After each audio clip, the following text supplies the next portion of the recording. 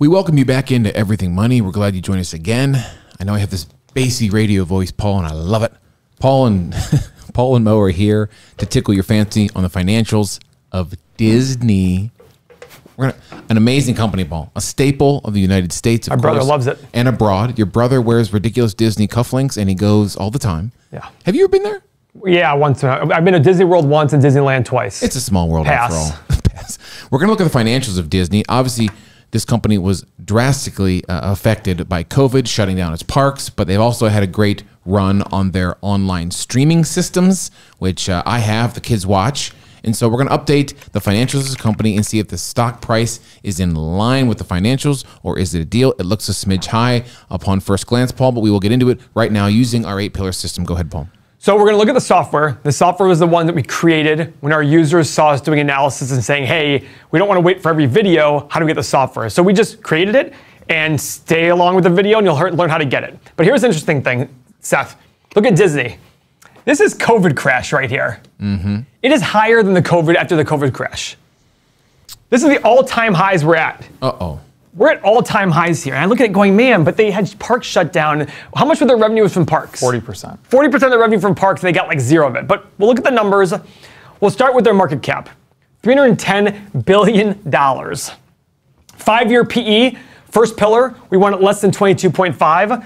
It's 46.5. Uh-oh. That's an X. Now keep in mind, their PE last year was 275. Why is it so high? Wow. Why is it so high? Price to earnings. So one of two things that happens for PE to be high, price has to be really high relative to earnings, or well, that's the only way to do it. But earnings, either price free cash flow, Seth. Their average of the last 5 years was 5.36, and last year was 1.4 billion.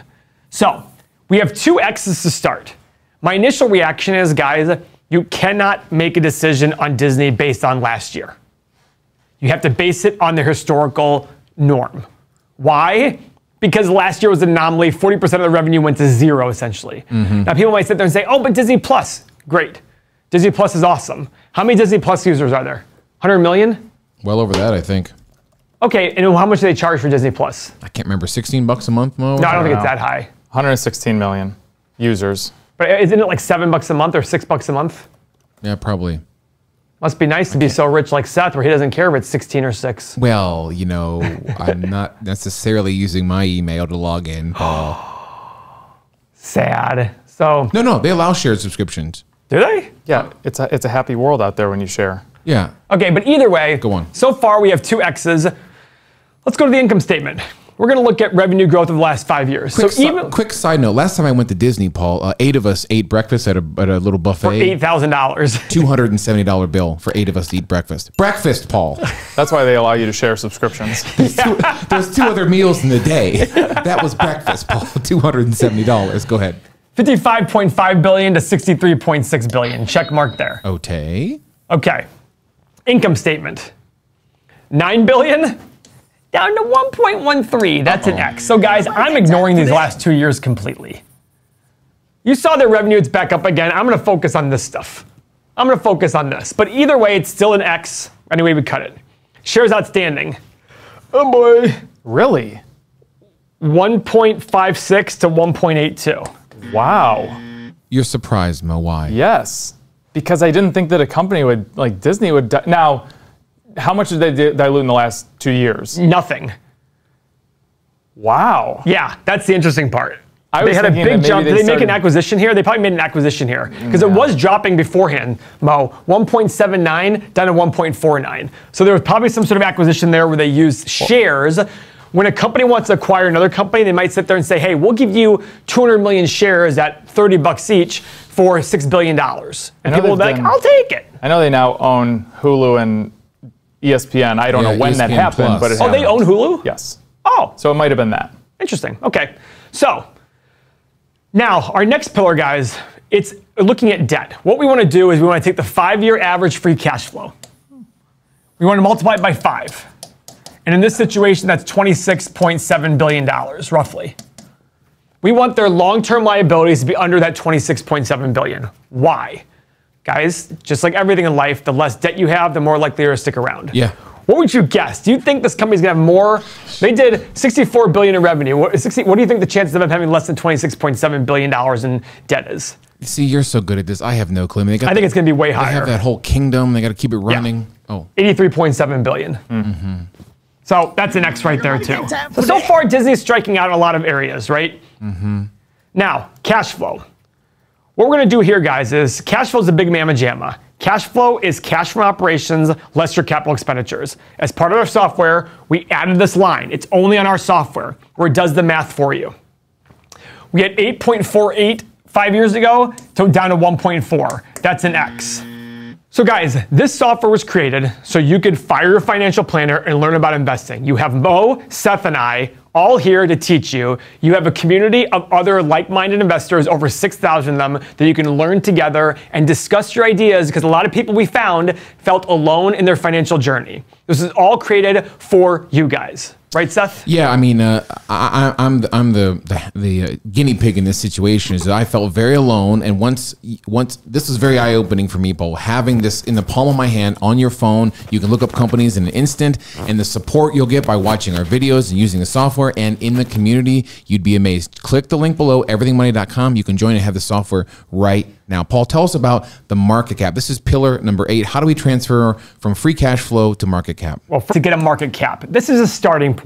It's not saying it's right or wrong. Now remember, guys, this market cap, this 5-year free cash flow number is a lot lower. Now, what if you went back to, I'm going to cut you off. What if you went back to like the 8 billion market cap? I mean, okay, sorry, right? So if the average was 8 billion, multiplied by 20, you had $160 billion. Oh my God, the market cap is 310. It's double. Oh my God. I look at that saying, even at the best of times, guys, go take their best year ever, 9.85, multiply that by 20. You're not even at 200 billion yet. This company's just overpriced. People are excited about Disney Plus. People are excited about all these things. Guys, here's the 8 pillars. Like we were talking about all the things you get in the software. The software just after Mo's done talking about the charts, and we'll see what you should actually pay for Disney. Mo, are people trading Disney? I know they love it in the bid and ask. They do, but before that, Paul, I want to tell you, March 20th, 2019, they bought 21st Century Fox for $71.3 billion. Oh. So that might have been something to it. So yes, let me pull up the daily chart first, because I want to show you these moving averages. It is holding these moving averages so tightly, and it's dropped below it. And Seth, you kind of see how it keeps pulling it back up? Yes. You're really hugging this 100-day moving average very tightly, and it's been doing that for many, many months. So to me, it's just stuck at a solid resistance point, and even when we pull it up here, you can see that you had an increase, and then you just go sideways for a long time. So what is happening right now? People, you need buyers in Disney. You need buyers in Disney. You need a lot of volume to push this thing up to break through these all-time highs, which are about $200. Now, I don't know if that's going to happen, but Disney is a tough one for me. If you want to look at it in the immediate term, certainly a downtrend. Certainly a downtrend. Seth, this is a very difficult one for me, because I want to say get into something like Disney because it has good momentum. It can move in certain directions. But as we've seen over the past 6 months, it's really not doing anything. So there's a lot more exciting companies out there. Come in with me. I'm in there every single day in the Discord talking to you guys, and you can pick a lot better companies to trade than Disney. That's true. What I'm doing here, guys, I'm going to look at Disney in a 7-year analysis, and I'm only going to do 2 assumptions because it's a pretty straightforward company. I mean, look at this. I'm ignoring all the profit numbers and the free cash flow numbers of last year. I just don't even care about that. Revenue, I don't even care about that. I'm going to look at the future. I made these assumptions. I hit 12.5% return because I'm a value investor. I want a discount. I hit analyze. The company's currently at 170.